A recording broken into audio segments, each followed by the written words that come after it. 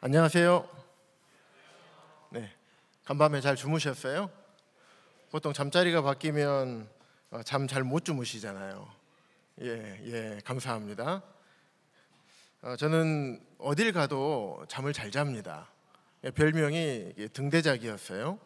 아무리 피곤해 잠자리가 바뀌더라도 등 대고 머리 딱 대면 그냥 자요. 그런데 언젠가부터는 저도 바뀌기 시작하더라고요. 그래서 제 베개를 가지고 다닙니다. 그래서 캠프나 어떤 전도하러 다닐 때나 이럴 때 보면 제가 베개를 꼭 가지고 다닙니다. 제 베개가 좋아서 그런 게 아니라 익숙해서 그렇습니다.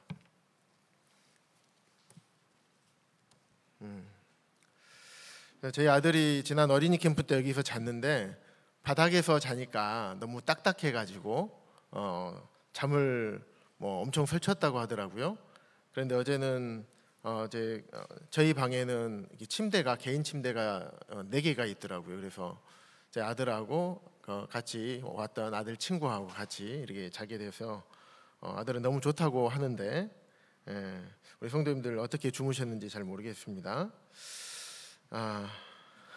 하나님을 경험하는 교사, 사역 멍에인가 짐인가. 그래서 지난 시간에 하나님을 경험한 교사, 제가 경험했던, 저를 가르쳐 주셨던 교사 형제님들, 또 그분 뒤에서 계셨던 하나님께서 저를 가르쳐 주셨던 그 교사 형제님들을 통해서 제가 배우게 되었고, 지금 이렇게 주님을 섬기고 있다는 것을 말씀을 드렸습니다. 그래서 저를 가르쳐 주셨던 두 교사 형제님들께서는 하나님을 경험하신 교사 분이시죠. 뿐만 아니라 그분들께서는 하나님을 경험하셨을 뿐만 아니라 지금도 여전히 하나님을 경험 중인 형제님들이십니다. 저도 마찬가지고요. 여기 계신 분들께서도 이미 하나님을 경험하신 분들도 계실 거고 또 하나님을 여전히 경험 중인 교사 분들도 계실 것입니다. 이 주제를 선택한 이유가 무엇일까? 참 이런 생각을 많이 해봤습니다. 우리 여기 계신 교사 형제 자매님들께서는 사역이 멍해로 여겨지신가요? 짐으로 여겨지신가요? 아마도 이 주제를 선택한 이유가 사역을 하고 있고 교회 학교에서 열심히 주님을 섬기고 있지만 때로는 이 사역이 귀한 것도 알아요. 하지만은 내 마음에 짐처럼 무거워질 때도 있고 또 짐을 지게 되면 우리 몸이 불편하고 때로는 힘이 들잖아요.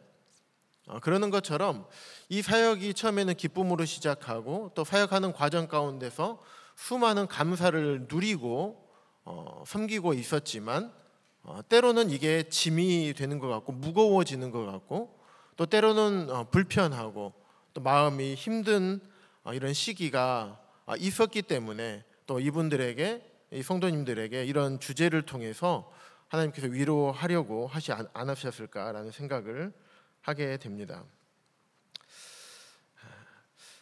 실제로 우리 이번에 코로나 팬데믹을 지나면서 우리 교사 형제 자매님들의 소중함을 더 많이 느끼게 된 것 같습니다.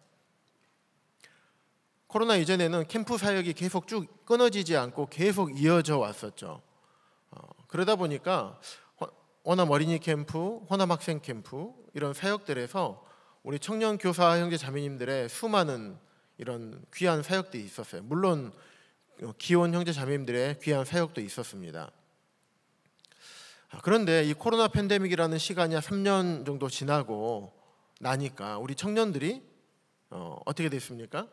이제 학생에서 직장 생활을 하게 됩니다. 그러게 되면 기존의 학생들과 아이들을 잘 돌봤던 아주 익숙한 이런 형제 자매님들이 이제 빠지게 되는 거예요. 캠프에 오지 못하게 되고 아이들을 섬기는 일들에 함께하지 못하게 됩니다. 그러면 그분들만 함께하지 못하게 되는가? 아니죠. 왜냐하면 그분들과 함께하면서 새로운 청년들이 이 사역에 함께하면서 앞선 청년들로부터, 앞선 교사 형제 자매님들로부터 배우는 시간마저도 이제 사라지게 되었어요. 그래서 코로나 팬데믹이 끝나고 이제 캠프가 열리고 캠프들을 통해서 아이들과 학생들을 섬기는 사역에 있어서 아이들을 섬기고 학생들을 섬길 만한 교사 인력이 이제 부족하게 됩니다.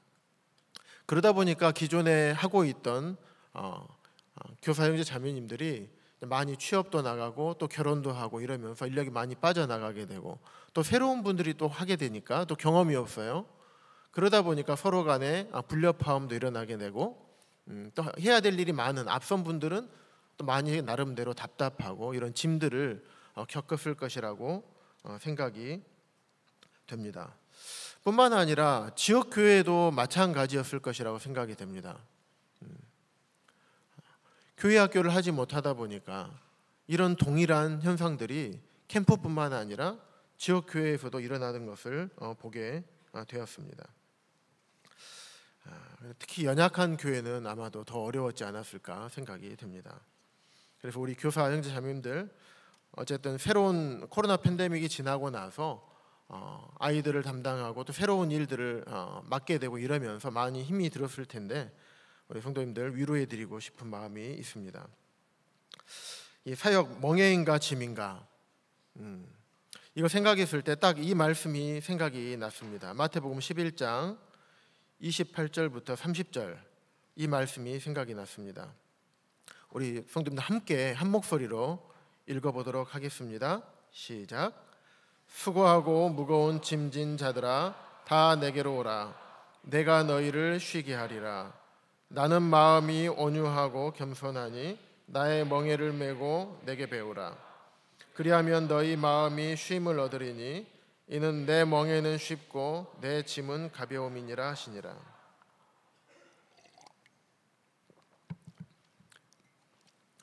(28절과) 29절과 30절에 있는 이 두 말씀의 내용은 좀 다른 내용입니다. 28절에 있는 말씀은 죄인들에게 하시는 말씀입니다. 수고하고 무거운 죄짐 진 자들아 내게로 오라. 내가 너희를 죄의 짐에서부터 쉬게 하리라. 구원의 쉼을 말씀하고 있습니다. 여기서 수고한다는 뜻이 어떤 의미가 있냐면 굉장히 심한 중노동으로 지친 사람을 얘기하는 거예요. 수고하고 무거운 짐진 자. 우리 여기 계신 모든 분들이 수고하고 무거운 죄의 짐을 지고 살아왔던 그런 기억이 있을 것입니다. 철로역정에서 크리스찬이 지고 갔던 자기가 등에 지고 있던 그 큰 죄의 짐, 그 죄의 짐을 예수 그리스도의 십자가의 보혈로 그분을 바라보면서 죄의 짐을 벗게 되는 크리스찬이 했던 경험처럼 우리도 동일하게 그런 죄의 짐을 지고 있었습니다. 어제 말씀드렸듯이 저는 교회를 한 20년 다녔었어요. 어렸을 때부터 부모님, 어머니 손잡고 교회를 다니기 시작했으니까.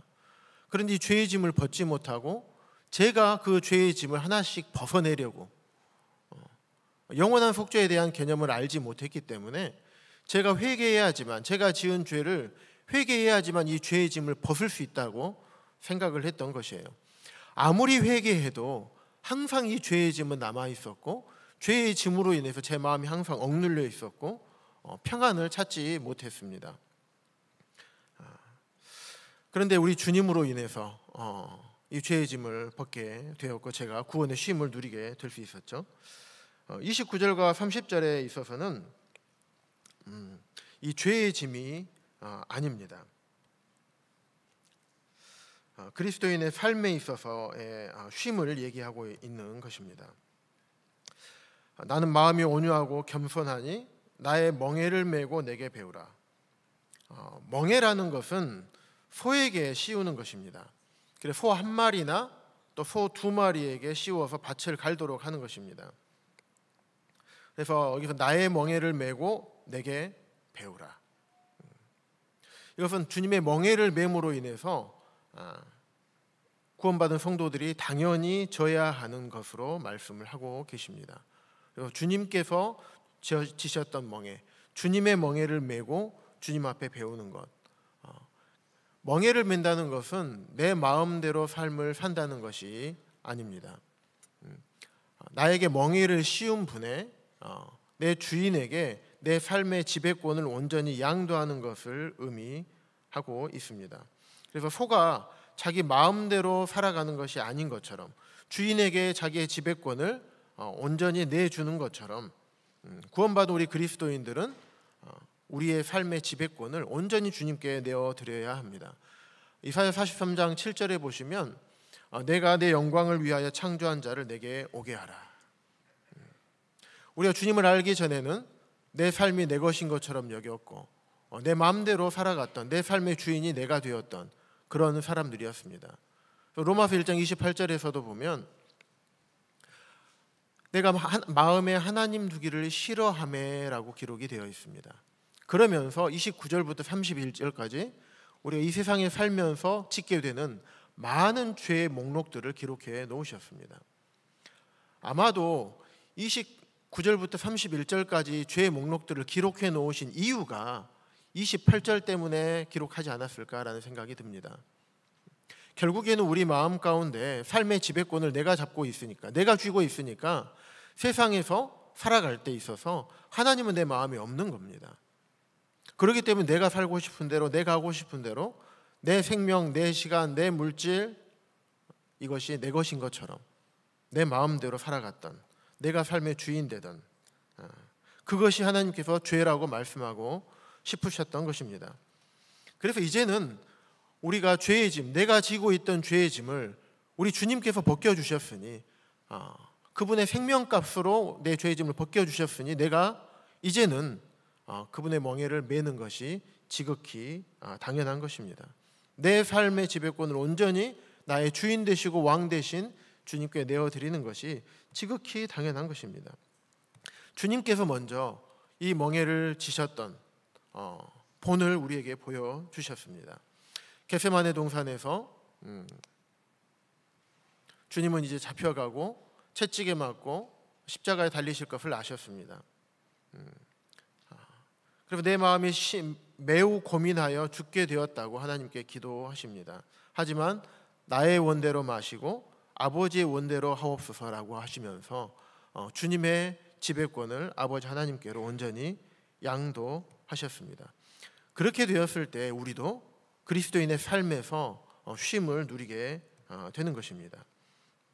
그래서 나의 멍에를 맨다는 것이 주인의 뜻에 절대적으로 복종한다는 의미가 있습니다.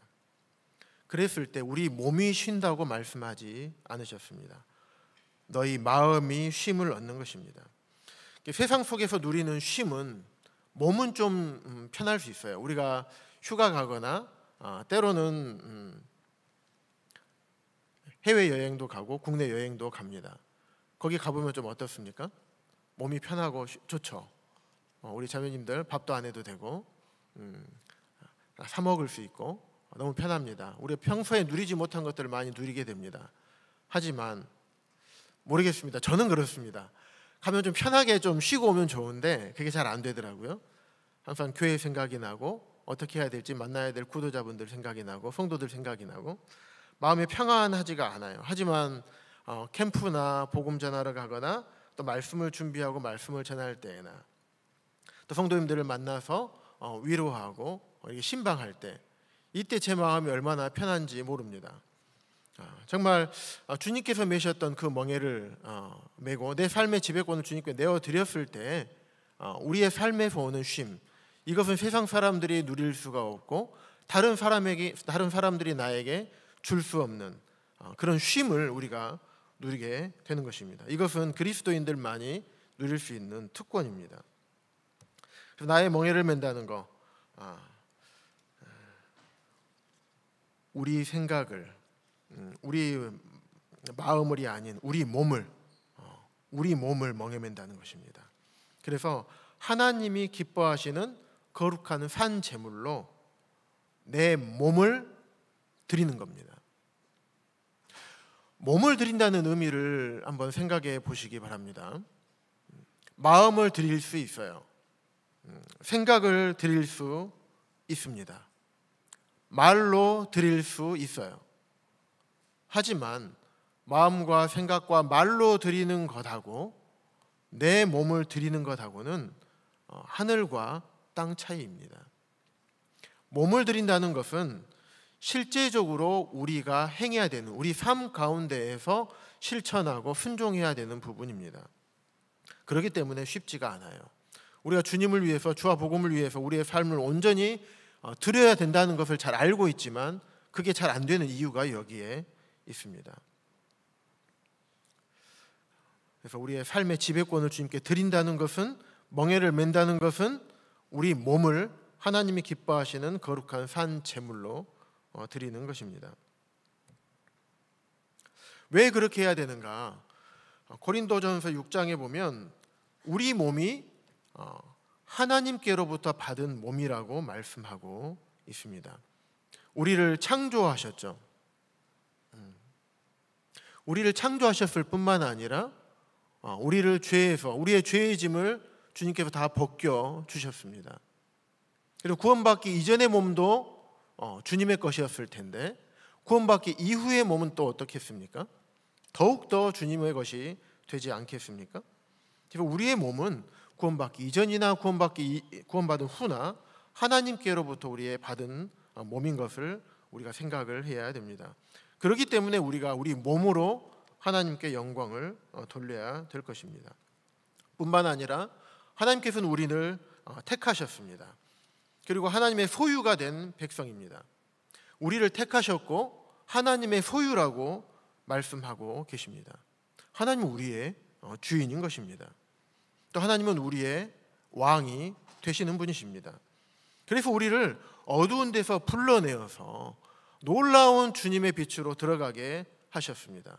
그리고 우리를 그렇게 하신 이유가 뭐냐면 우리를 그렇게 놀라운 그의 빛으로 들어가게 하신 그 주님의 아름다운 덕을 선포하게 하기 위해서 우리를 택하셨고 우리를 소유하셨다라고 말씀하고 있습니다.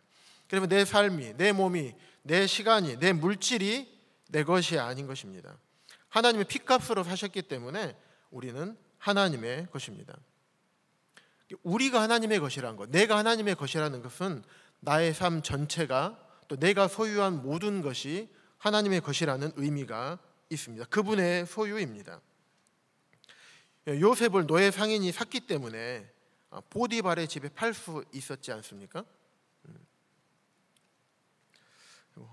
이런 말씀이 적절할지 모르겠지만 주님은 우리를 그렇게 생각하지 않으십니다. 하지만 우리는 하나님의 종입니다. 이 종이라는 단어의 헬라어가 둘로스예요. 노예라는 의미가 있는 단어입니다. 노예는 자유를 주인에게 양도하는 것입니다. 하지만 주님은 우리를 친구라 부르시고 친구라 부르기를 형제라 부르기를 부끄러워하지 아니하셨고 친구라 부르셨고 우리를 자녀라고 부르셨습니다. 하지만 그 사랑을 입은 우리 입장에서는 그분을 왕으로, 그분을 주인으로, 우리는 그분의 노예로 될 만큼 우리의 삶의 지배권을 주인에게 양도를 해야 합니다. 멍에는 이렇게 생겨 있어요. 아시는 분들도 계시겠지만 요즘 젊은 우리 형제 자매님들께서는 잘 알지 못할 것입니다. 소에 이제 굴레를 콧뚜레를 꿰가지고 여기다 줄을 묶어서 머리에다 딱 쌓아맵니다. 그렇게 해서 그렇게 하게 되면 주인이 어떻게 합니까? 소를 마음대로 움직이게 하겠죠. 멍에도 마찬가지예요. 멍에도 이렇게 시옷자 모양으로 생겨서 소 등에 목덜미에다가 이렇게 딱 앉힙니다. 끈으로 묶어서 거기에다가 멍에에다가 끈을 묶어서 뒤에 수레를 매답니다.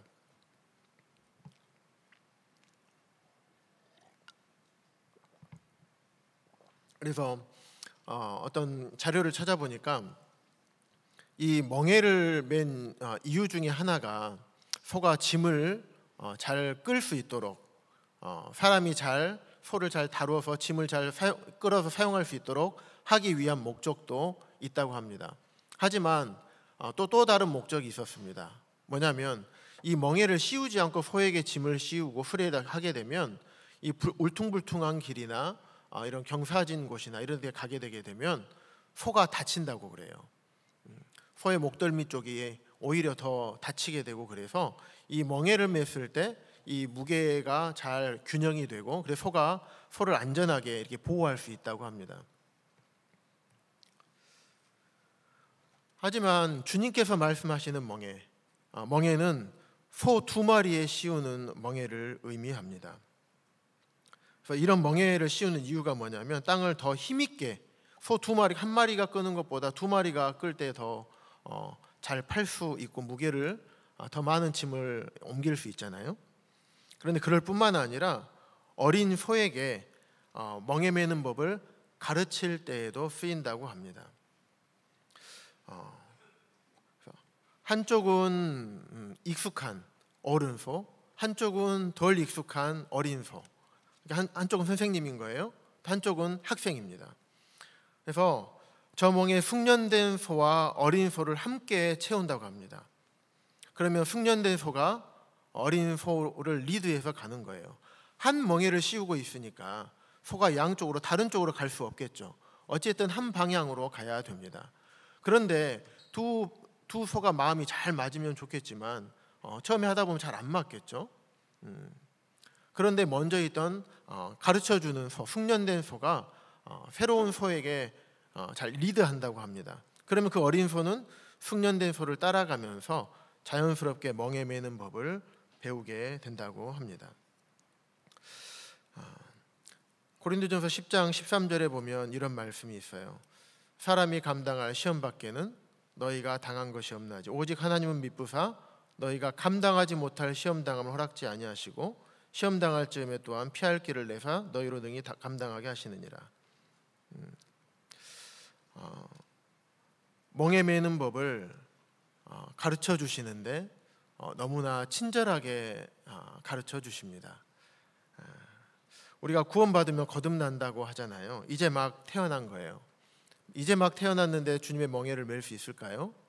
쉽지 않겠죠. 그런데 그 멍에 매는 법을 우리에게 차근차근 우리의 믿음의 분량에 따라서 주님께서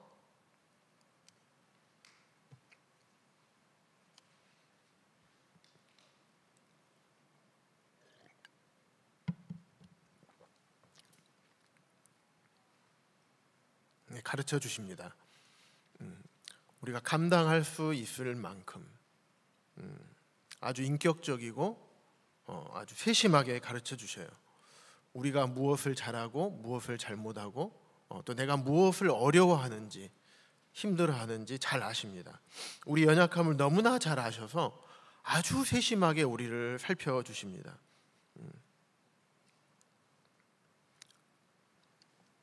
그래서 이렇게 고린도전서 10장 13절 말씀처럼 우리로 능히 감당하게 하시는 분이 주님이십니다.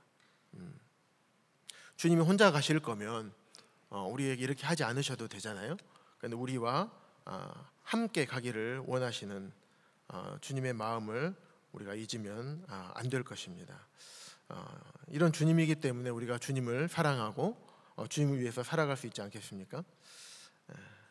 그런데 이처럼 우리가 교회 학교를 감당하고 있고 또 사역을 감당하고 계시는 우리 형제님들도 계시고 또 각 지역 교회 안에서 여러 가지 사역을 감당하고 계시는 자매님들도 계십니다.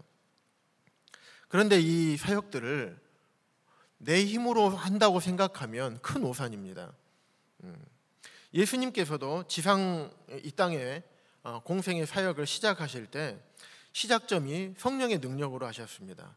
누가복음 4장에 보면 1절에 성령의 충만함을 입어 또 40일 동안 광야에서 시험 받으실 때 성령에게 이끌리셔서 예수님께서 갈릴리로 돌아가실 때 성령의 능력으로 돌아가셨어요. 누가복음 4장 18절에도 주의 성령이 내게 임하셨으니 가난한 자에게 복음을 전하게 하실 때에도 수많은 이적을 행하실 때에도 성령의 능력을 힘입어서 이 사역들을 시작하시고 감당하셨던 것입니다. 또 주님께서 마지막 이 땅 지상 사역의 마지막 부활하실 때에도 마찬가지십니다.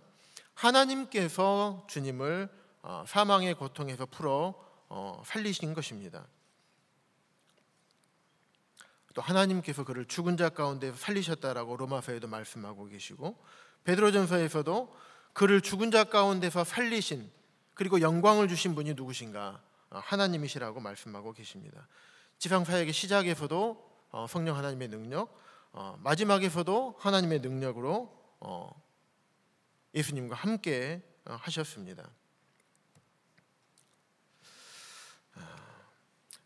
우리가 사역들을, 우리에게 하나님께서 맡겨주신 이 사역들을 우리가 감당하다 보면 때로는 아무도 없는, 나 혼자 하고 있는 듯한 이런 느낌이 들 때가 있습니다. 때로는 나의 악한 쓴뿌리, 이것들을 뽑고 싶은데 잘 안 뽑혀서 굉장히 힘들어할 때가 우리가 많이 있습니다. 끝이 보이지 않는 듯한 캄캄한 인생의 터널, 이게 세상 속에만 있는 게 아니에요. 교회 안에서 주님을 섬기다 보면 이런 앞이 보이지 않을 것 같은, 주변이 너무나 캄캄해요. 그럴 때가 있어요.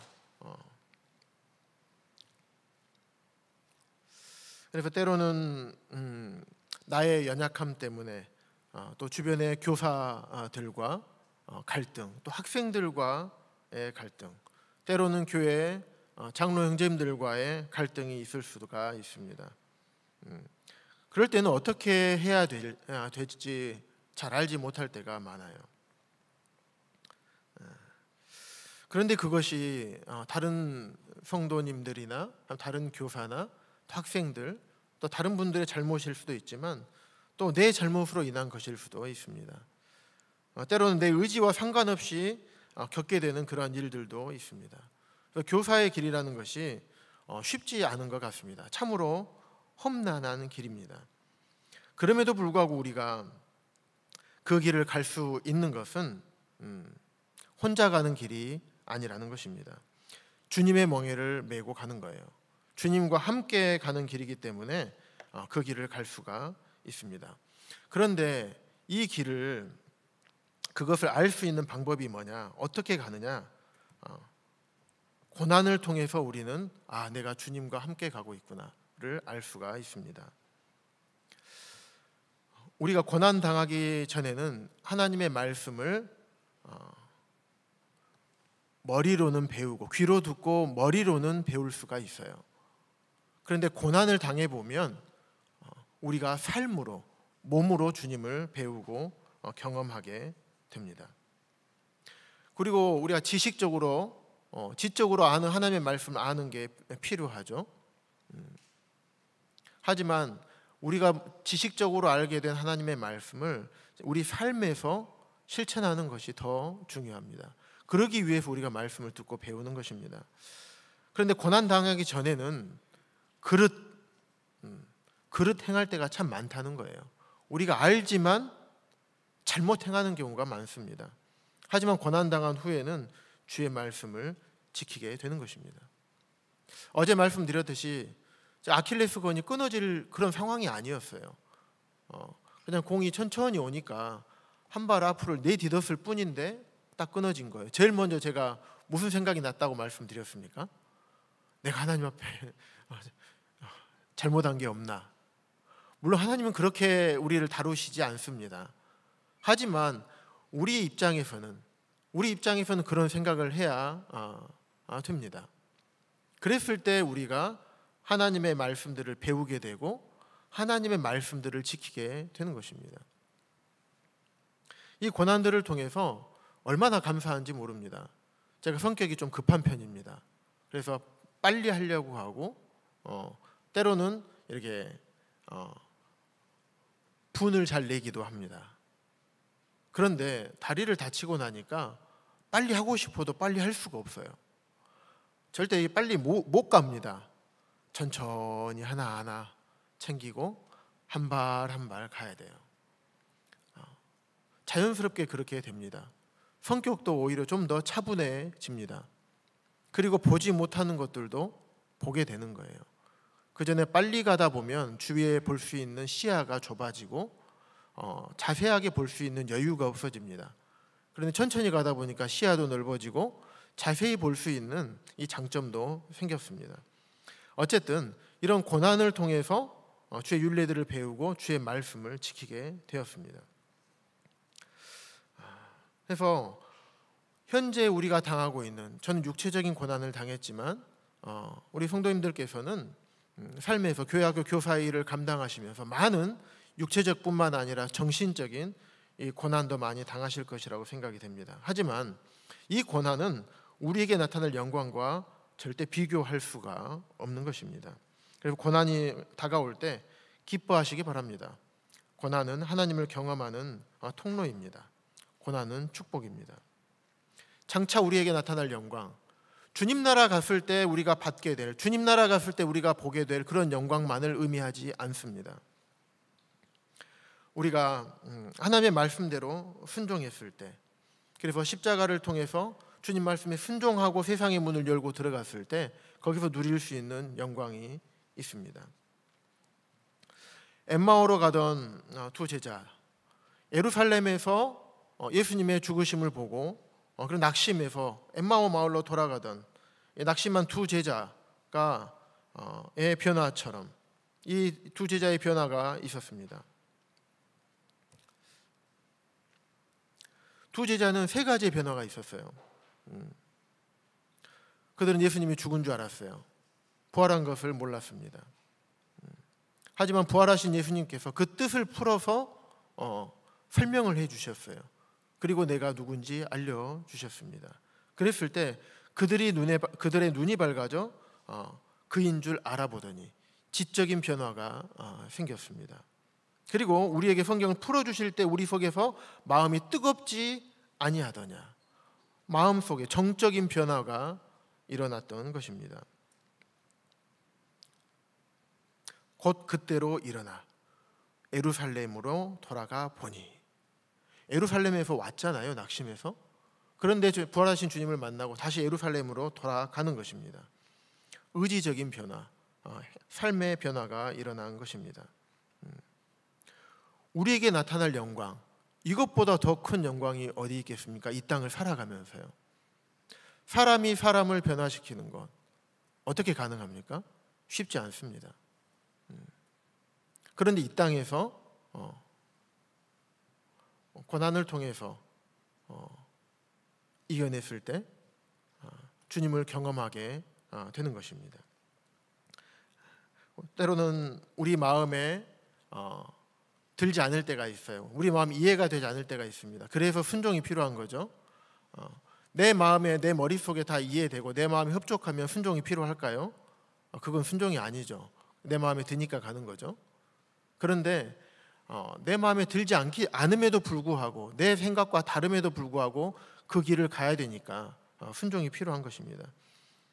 그런데 그 길을 갈 때는 힘들고 갈 때는 마음이 어렵지만 가고 나서 뒤를 돌아보면 혼자 간 게 아니었다는 것을 알게 되죠. 내가 주님과 이 길을 함께 가고 있구나. 하나님을 경험하는 것, 이 땅을 살아가면서 하나님을 경험하는 것, 이것이 우리에게 나타날 영광이 아닌가 생각을 하게 됩니다.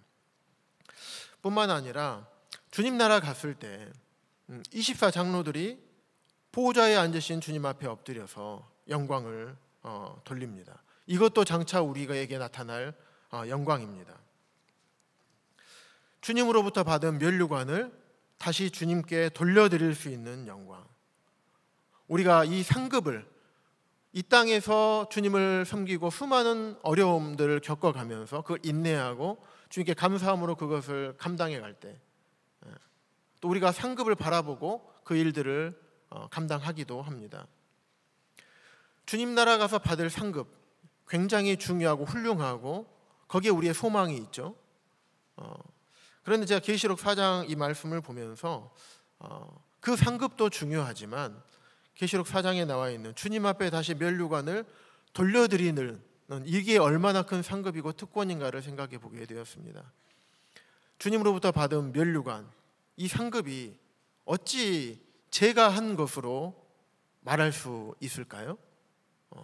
모든 것을 다 아시는 주님 앞에서 우리가 구원받은 것이 큰 믿음 가지고 구원받았습니까? 그렇지 않죠. 우리가 주님을 섬기는 것이 큰 우리의 믿음 가지고 섬긴 게 아니죠. 우리의 큰 능력으로 주님을 섬긴 게 아니에요. 다 주님으로부터 온 거예요. 어제 말씀드렸듯이 제가 지금 이렇게 주님을 섬기고 있는 게 제 큰 믿음으로 섬긴 게 아니었어요. 겨자씨만한 작은 믿음으로 구원받게 되었고, 주님께서 제 마음 가운데 어떻게 거절할 수 없는 마음을 주셨기 때문에 어제 말씀드린 대로 주님을 섬기게 된 것이에요. 이 눈에 보이지도 않을 만큼 이 작은 믿음밖에 저한테는 없었는데 그 믿음조차도 주님께서 주신 게 아니겠습니까? 그런데 이 땅에서 했던 주님을 위해서 살았던 것들로 인해서 주님으로부터 면류관 상급을 받는다는데, 모든 것을 아시는 그분 앞에 제가 딱 섰을 때 이 면류관을 쓸 수 있겠습니까? 양심이 있지. 그럼에도 불구하고 주님께서는 그게 네 것이라고 우리에게 주시잖아요. 그런데 그것을 받아서 주님 앞에 다시 돌려드릴 수 있는, 이것이 우리에게 장차 우리에게 나타날 영광 중에 하나가 아닐까 생각을 해보게 되었습니다.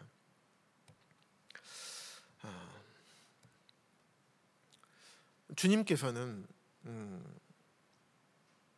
우리를 섬기러 오셨습니다. 그렇기 때문에 우리 모두는 다른 사람들을, 우리가 맡고 있는 아이들과 학생들을 섬기는 자들입니다. 우리는 이것을 잊으면 안 됩니다. 우리가 아이들을 가르치고 돌보는 사람들이 맞죠. 하지만 우리는 아이들을 섬기는 자입니다. 우리가 이렇게 해라 저렇게 해라, 물론 길을 인도하고 방향을 알려주는 그런 사람이긴 합니다만은 그 이면에 우리가 섬기는 자이기 때문에 그렇게 한다는 사실을 잊으면 안 됩니다. 하늘의 하나님께서 낮아지셨기 때문에 이 땅에 내려오셔서 죄인들인 우리를 섬기셨습니다. 뿐만 아니라 이 땅에서도 제자들의 발을 씻기면서 제자들을 먼저 섬기셨습니다. 스승이 제자의 발을 씻기는 게 쉬울까요? 제자가 스승의 발을 씻기는 게 쉬울까요?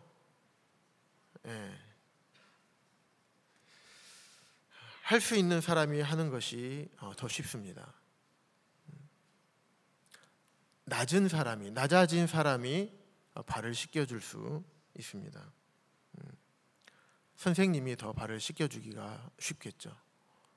왜냐하면 아이들 발이 아무리 더럽더라도 선생님은 그것을 다 포용할 수 있을 만큼 낮아진 분들이기 때문에 그렇습니다.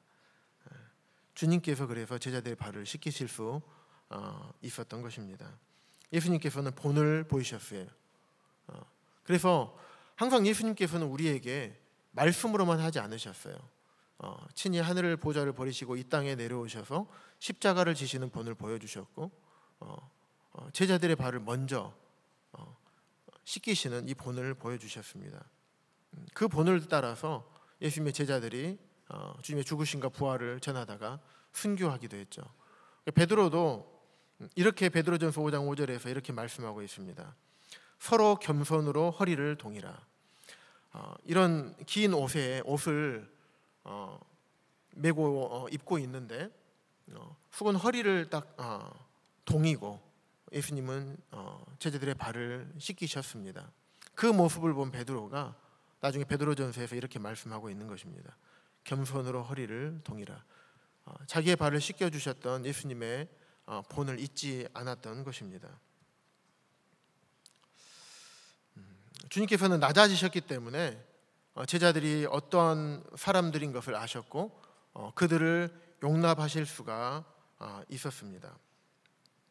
그들을 책망하고 나무라기보다는 그들을 끝까지 사랑하셨습니다. 그래서 그들이 겪고 있는 그러한 시험과 어려움 가운데서 건져주기를 원하셨습니다. 또 그들을 회복시키시를 원하셨습니다. 심지어는 가룟 유다에게까지도 그가 돌이키도록 기회를 주셨던 것입니다. 그래서 아무리 예수님을 배반하고 거절하고 무서워서 도망가 숨고, 겟세마네 동산에서 깨어 있어서 나를 위해서 깨어 있어라 얘기를 했음에도 불구하고 제자들은 졸고 자버리고, 주님께서 죽으시고 나서 부활하신 주님을 보지 못하고 낙심해 가지고 자기 생업으로 돌아가 버린, 그럼에도 불구하고 그들을 회복시키기 위해서 기다리셨고, 그들에게 나타나셔서 제자들을 회복시키신 이런 주님, 주님께서 낮아지셨기 때문에 가능합니다. 우리는 때로는 아이들에게 이런 마음들이 많이 부족한 것 같아요. 학생들을 기다리지 못하고 인내하지 못하고, 하지만 주님께서는 우리를 끝까지 인내하시고 지금도 인내하고 계시고 지금도 가르쳐 주고 계시고 우리에게 내미신 손을 지금도 거두지 않고 계십니다. 주님의 멍에를 맨다는 것, 그분의 주되심을 인정하는 것이라고 말씀을 드렸습니다. 내 삶의 지배권을 온전히 주님께 양도하는 것.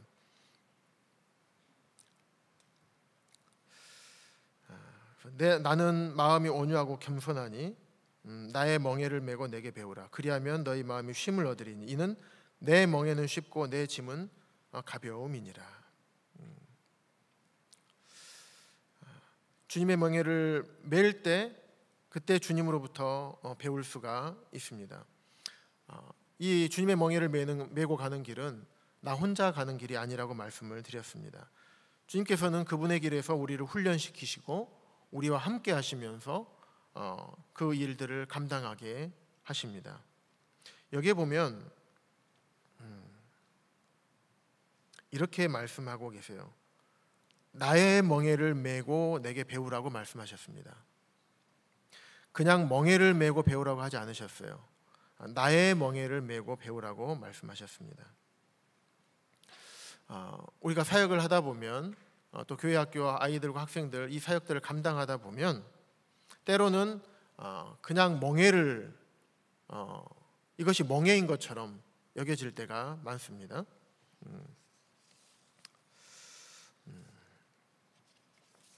그런데 그것은 단순한 그런 멍에가 아니라는 것입니다. 때로는 학부모로부터, 그런데 그 학부모가 성도예요. 성도로부터 당하는 어려움이 있을 수가 있습니다. 때로는 다른 성도님들로부터 또 다른 교사들로부터 때로는 그런 일들을 당하다 보면 불평하기도 합니다. 왜냐하면 이것이 주님의 멍에가 아니라 내 자신이 내가 져야 될 멍에로만 생각하기 때문에 그런 일들이 일어납니다. 그런데 이러한 멍에들을 통해서 주님께서 하나님을 경험하게 하시고 함께하는 법을 가르쳐 주시는 것입니다.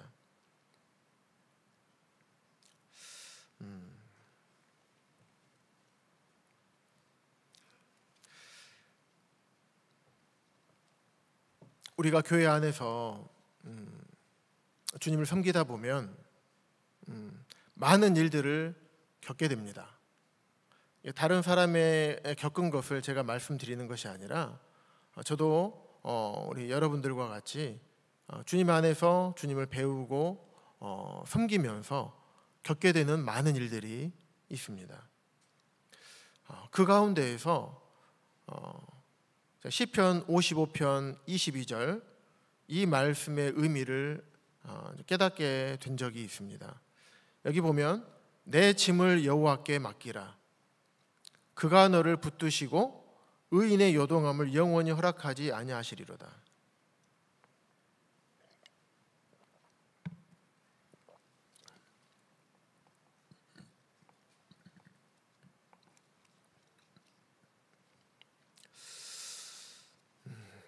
시편 55편에서 말씀하고 있는 짐이 무엇일까요?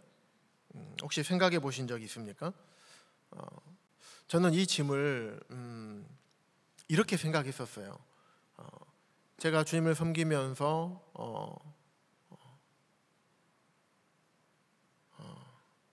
제가 부담을 느끼고 제가 해야 되는 것들이나 또 잘 안 되는 것들, 참 이런 것들을, 또 내가 할 수 없는 것들, 이런 것들을 여호와께 맡기라는 의미인 줄만 알았어요. 그리고 우리가 그리스도인이지만 세상에 속해서 세상에서 살고 있잖아요. 그럼 세상에서 겪게 되는, 또 세상에서 필요한 것, 많은 것들을 우리가 다 감당하지 못하게 되는 경우들이 많이 있습니다. 그래서 그러한 것들이 내 짐인 거로만 생각을 했었어요. 그런데 여기에 나와 있는 내 짐, 그것은 그런 의미가 아니었습니다. 12절부터 쭉 보시면 이런 말씀이 있어요. 나를 책망하는 자는 원수가 아니라 원수일진데 내가 참았으리라. 다윗의 고백이거든요.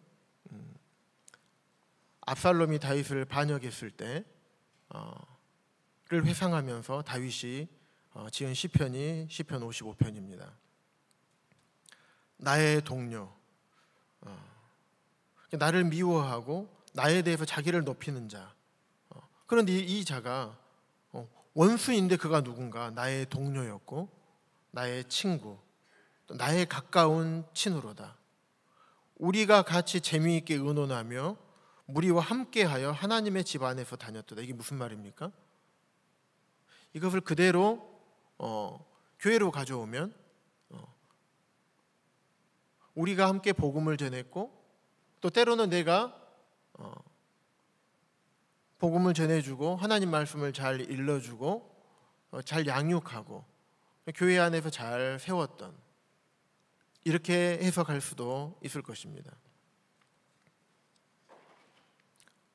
그리고 너무나 친밀한 가정으로 지내고 함께 사랑하는 관계였고 정말 재미있게 살면서 이것이 정말 그리스도인의 교제고 그리스도인과의 삶이구나 라고 하면서 굉장히 오랫동안 그러한 기쁨과 즐거움을 누렸던 그런 성도들로부터 겪게 되는 어려움들이 있는 것이에요.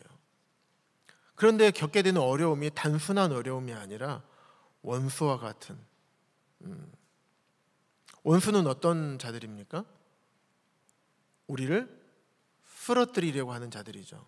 우리를 미워하는 자들이에요. 그런 일들을 우리가 때로는 당할 수가 있습니다. 20절에 보면 그는 손을 들어 자기와 화목한 자를 치고 그의 언약을 배반하였도다.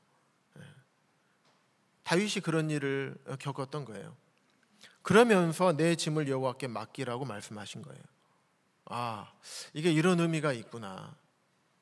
교회 안에서도 성도님들이라 할지라도 때로는 우리가 모두가 연약함이 다 있습니다.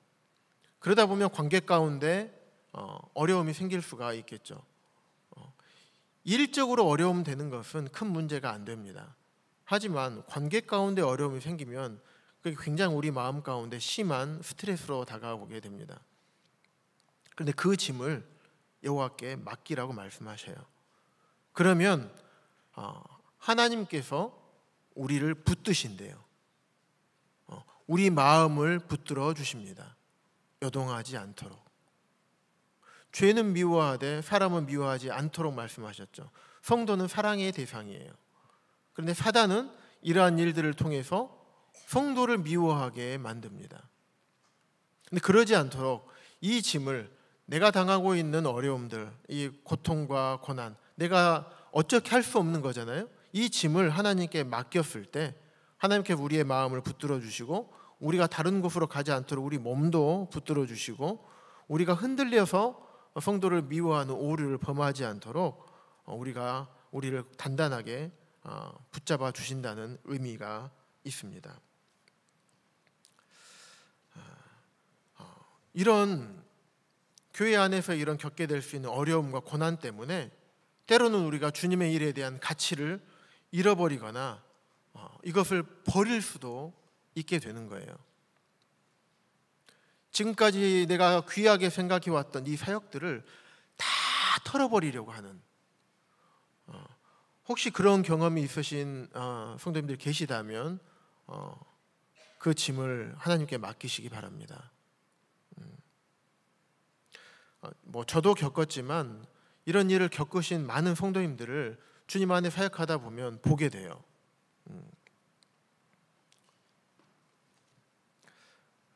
이런 일 때문에 그런 오류를 범하지 않기를 바랍니다. 이럴 때 우리가 주님을 더욱더 바라봐야 됩니다. 이런 걸 원하는 것은 사단이겠죠. 그리고 주님께서 이 일을 기뻐하지 않으시고 또 우리를 그 길에서부터 돌이키도록 하시는 거예요. 그것도 우리가 지고 있는 주님과 함께 매는 주님의 멍에를 매는 것입니다. 우리가 주님의 멍에를 같이 메고 있잖아요. 주님은 자꾸 여기서 돌이키라고 앞선 주님께서 우리에게 길을 안내하는 거예요. 이쪽이 아니야. 이쪽은 사단이 원하는 거야 하고 할 때 이쪽 돌이킬 때 우리가 내 삶의 지배권을 주님께 내어드리지 않으면 멍에는 메고 있다 하더라도 고개는 반대로 돌아가 있어요. 누가 힘듭니까? 나만 힘든 거예요. 주님께서 방향을 틀 때 함께 멍에 메고 있다는 사실을 우리가 인지하고 우리 삶의 지배권을 주님께 드릴 때 그럴 때야 비로소 주님께서 이끄시는 올바른 방향으로 주님께서 원하시는 그 길로 갈 수가 있습니다. 그래서 이러한 일들을 통해서 하나님을 경험하면서 나의 하나님을 만나게 되는 것입니다. 아브라함의 하나님, 이삭의 하나님, 야곱의 하나님, 나의 하나님, 욥이 만났던 하나님, 다니엘이 만났던 하나님, 요셉이 만났던 하나님, 바울이 만났던 주님.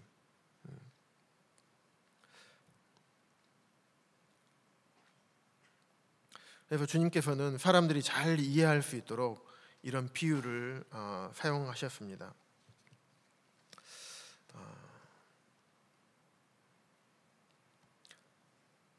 어떻게 보면 마태복음 11장 29절 30절 말씀하고 16장 24절 말씀하고 참 맥락이 비슷합니다. 나는 마음이 온유하고 겸손하니 자, 첫 번째 나의 멍에를 메고 내게 배우라. 그리하면 그 다음에는 너희 마음이 쉼을 얻으리니 나의 멍에를 메고 내게 배우고 그리고 너희 마음에 쉼을 얻어라. 이 3단 논법을 말씀하고 계셔요.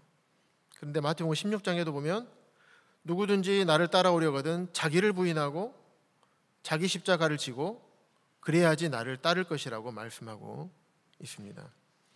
나를 부인한다는 것, 나의 지배권을 온전히 주님께 내어드리는 것이죠. 나는 내 것이 아닌 거예요.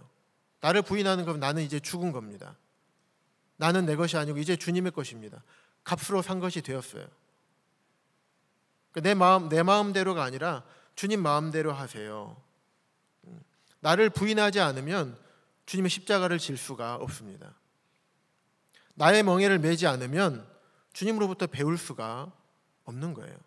주님이 아무리 이쪽으로 가자고 해도 못 가는 겁니다.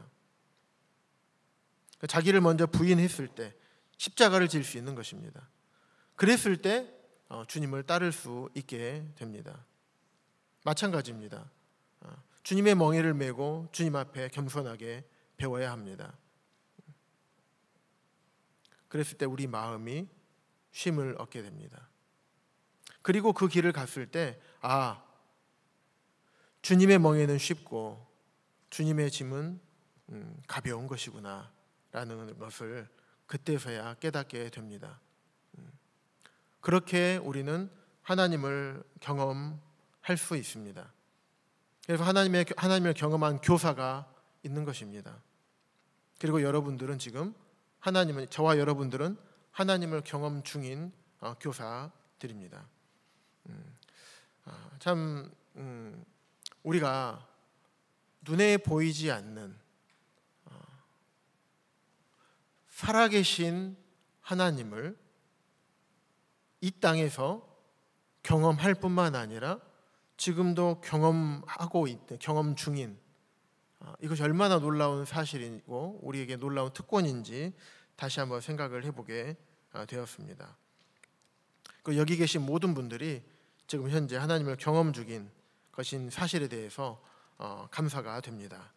그래서 이 교회학교 사역을 하고 계시는 우리 교사 형제 자매님들 여전히 하나님을 경험 중인 교사분들을 진심으로 응원하는 마음이 있습니다. 이상으로 이번 시간 말씀을 마치도록 하겠습니다.